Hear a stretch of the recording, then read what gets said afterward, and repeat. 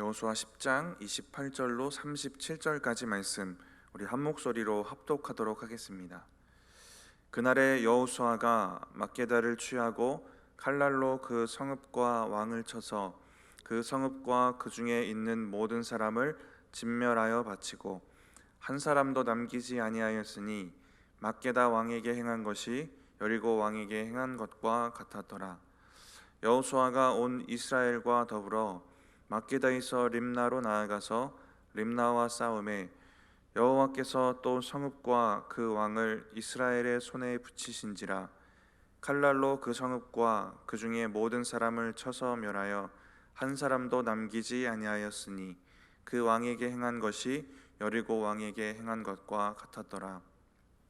여호수아가 또 온 이스라엘과 더불어 림나에서 라기스로 나아가서 대진하고 싸우더니 여호와께서 라기스를 이스라엘의 손에 넘겨주신지라.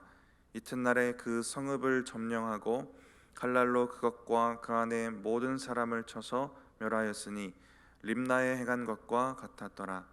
그때 게셀 왕 호람이 라기스를 도우려고 올라오므로 여호수아가 그와 그의 백성을 쳐서 한 사람도 남기지 아니하였더라.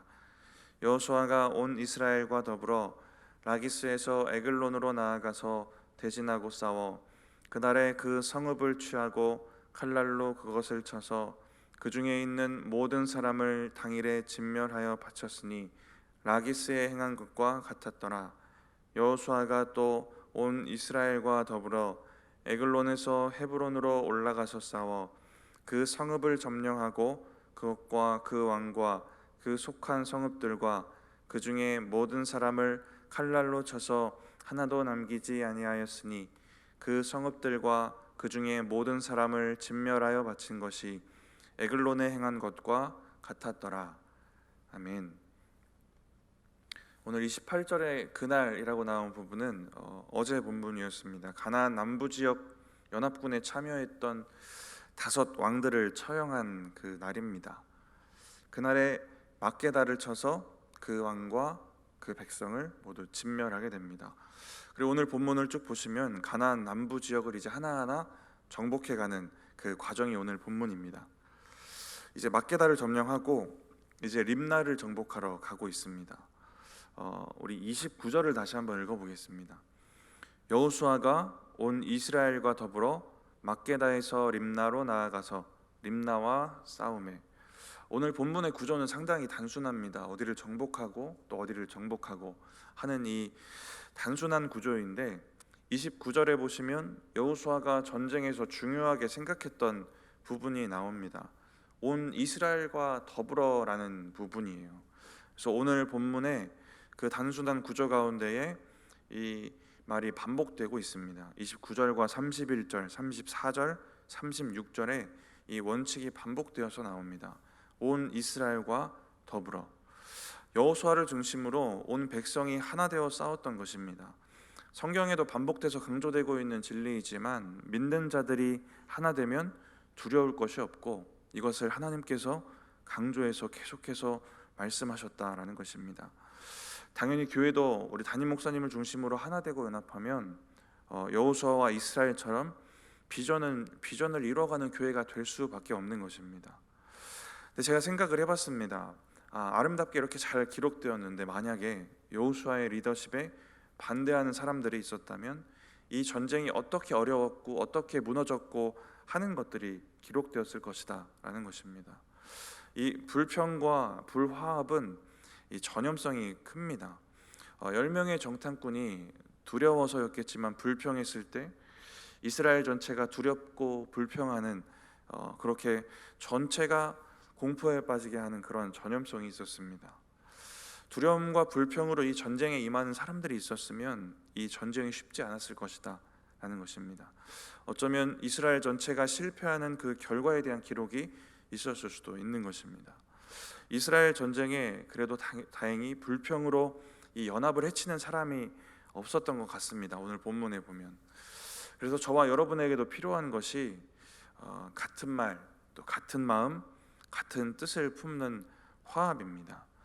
성경에 여러 군데 강조하고 있지만 고린도전서 1장을 보시면 형제들아, 내가 우리 주 예수 그리스도의 이름으로 너희를 권하노니 모두가 같은 말을 하고 너희 가운데 분쟁이 없이 같은 마음과 같은 뜻으로 온전히 합하라 라는 말씀입니다.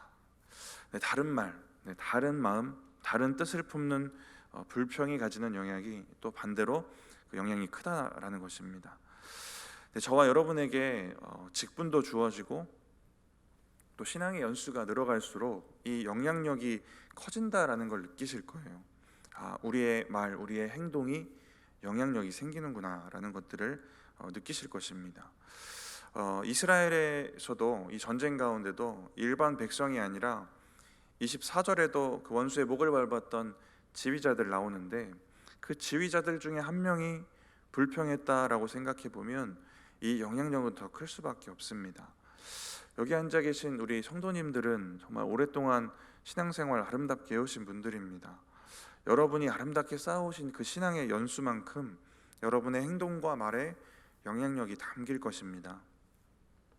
제가 사역하던 교회에 한 장로님이 계셨는데 당연히 행동과 말에 영향력이 있습니다. 근데 이분이 교회 예배 형식에 불만을 가지셨어요. 두 가지였는데 하나는 모든 예배마다 사도신경을 안 한다라는 얘기고 하나는 성찬식을 자주 안 한다라는 얘기였습니다. 근데 두 가지 모두 성경에 정해진 법칙은 없어요. 그냥 각 교회가 담임 목사님 목회 방향에 따라 선택하는 부분입니다. 은혜의 선택권이 있는 부분이지 성경에 법칙이 정해져 있는 부분은 아닙니다. 근데 이분이 장로님이기 때문에 이 주장에 휩쓸리는 사람들이 생깁니다. 제가 그 교회에서 사역할 때 직원 세미나를 1시간 담당했던 적이 있는데 그때 그 장로님 이름만 얘기 안 했지 이 내용을 그대로 반박해서 내용을 정리해드렸던 기억이 납니다. 당연히 휩쓸렸던 사람이 있었고 한 집사님이 저에게 찾아와서 이게 아니었네요 라는 얘기를 하시더라고요. 영향력이 있는 것이고 거기에 휩쓸리는 사람들이 생기는 것입니다. 교회가 분열되고 화합하고 하는 그 책임이 우리의 신앙의 연수가 늘어갈수록 그 책임이 더 커져간다라는 것입니다. 여러분의 말과 행동이 가지는 영향력이 분명히 있습니다. 특히 또 불평이 가지는 영향력이 참 큰 것이고 그것이 교회가 세워져 가는데 방해가 된다. 제가 이렇게 말씀을 안 드려도 너무 잘 알고 계시는 부분일 것입니다. 그래서 먼저는 저의 올해 기도 제목이기도 한데요. 신앙의 나이에 걸맞는 그 신앙을 사모하는 것입니다. 그러면 저와 여러분의 말에 영향력이 생기실 겁니다. 그리고 그 영향력을 가지고 우리가 목사님을 중심으로 교회를 하나로 세워가는데 잘 사용하시기 바랍니다. 하나 되어 가나안을 정복해가는 이스라엘처럼 하나 되어 교회가 이뤄갈 사명과 이 사역들을 아름답게 바라보시는 저와 여러분들 되시기 바랍니다. 이 전쟁을 한번 생각해 보면 이스라엘의 입장에서는 약속의 땅을 정복하는 그 비전입니다. 그런데 가나안의 입장에서는 오랜 죄악에 대한 심판이에요. 우리가 이런 죄에 대한 심판이다라는 관점에서 우리가 한번 생각을 해보면 우리가 하나 되어 연합하면 우리 앞에 있는 죄와의 싸움도 조금 더 수월하고 우리가 그 가운데 더 강하고 견고하게 싸우고 또 승리할 수 있게 될 것이다 라는 것입니다. 이러한 교회를 세워가는 일 또한 영적인 전쟁 가운데도 승리하며 나아가시는 저와 여러분의 삶이 되기를 축복합니다. 오늘 본문의 이 단순한 구조 가운데 또 반복되는 것들이 있습니다. 우리 30절 말씀을 같이 한번 읽어보겠습니다. 여호와께서 또 성읍과 그 왕을 이스라엘의 손에 붙이신지라 칼날로 그 성읍과 그 중에 모든 사람을 쳐서 멸하여 한 사람도 남기지 아니하였으니 그 왕에게 행한 것이 여리고 왕에게 행한 것과 같았더라. 30절 말씀에 나오는 그 내용 중에 오늘 본문에 반복되는 두 가지가 있는데 먼저 첫 번째는 여호와께서 이스라엘의 손에 붙이신지라 하나님이 함께하신 전쟁이다라는 것, 하나님이 허락하신 전쟁, 하나님이 도우셨다, 하나님이 함께하셨다라는 이 내용이 반복이 되고 있습니다. 오늘 본문에는 두 번 반복되고 이제 이스라엘이 전쟁을 끝나고 다시 복귀할 때도 이 이야기로 마치게 됩니다. 내일 41절인가요? 내일 본문에 그렇게 등장하게 됩니다. 이 믿음이 저와 여러분의 삶과 신앙에도 승리를 가져오게 됩니다. 근데 믿는 사람들이 이 믿음을 가지고 늘 살아가면 좋겠지만 이 믿음이 흔들리는 시점이 생깁니다. 두 가지 큰 이유가 있는데, 하나는 확신이 흔들리는 경우인데 불안하기 때문입니다. 우리에게 허락하신 우리 존재적인 확신이 흔들릴 때가 있을 거예요. 내가 하나님의 자녀고 백성이다, 내가 하나님께 구원받은 사람이다 라는 존재적인 것들이 흔들릴 때가 생기는 것입니다. 내가 주님의 것이구나, 내가 주님의 백성이구나 확신하는 이 믿음이 때때로 견고하지 않을 때가 있습니다. 그때에 우리가 이 마음들이 흔들리게 되는 것이고, 당연히 우리에게 허락된 전쟁에도 또 두렵고 또 떨리는 불안한 마음들이 생겨지게 되는 것입니다. 우리가 살아가는 전쟁 같은 인생과 또 영적인 전쟁 가운데 우리가 흔들리는 이유를 사람들은 대부분 이렇게 얘기합니다. 처한 환경 때문이라고 얘기를 해요. 그런데 정말 정직한 이유는 말씀드린 것처럼 내가 주님께 백성이고 자녀이고 하는 이 존재적인 그 이유가 흔들릴 때, 그리고 주님은 나를 지으시고 보호하시고 인도하시는 분이라는 것에 대한 이 믿음이 흔들릴 때입니다. 이렇게 한 가지 원인이 있고, 또 한 가지 원인은 오늘 이스라엘의 상황과 좀 더 밀접한 원인이겠는데, 잘 될 때 교만하기 때문에 그렇습니다. 그래서 지금 승승장구하고 있는 이스라엘의 정복 전쟁의 이 중간중간, 그리고 마치고 돌아가는 그 시점에 하나님이 역사하시고 도우신 전쟁이다라는 이 내용이 틈틈이 기록되어지고 있는 것입니다. 이들이 처음에는 하나님이 도우시고 역사하셔서 승리했다고 생각을 분명히 했을 것입니다. 또 우박이 떨어질 때, 해가 멈췄을 때는 더더욱 그랬을 거예요. 그런데 이 승리가 반복될수록 이 사람의 본성에 있는 교만들이 올라왔을 것이고, 자기의 힘과 노력 때문이라고 착각했을 가능성이 너무나도 높습니다. 이스라엘도 전쟁에 전력을 다했기 때문에 그렇습니다. 하나님의 섭리와 역사, 하나님이 보호하시고 인도하셨다는 그 감사보다는 자기의 열심만 보이는 경우가 생기는 것입니다.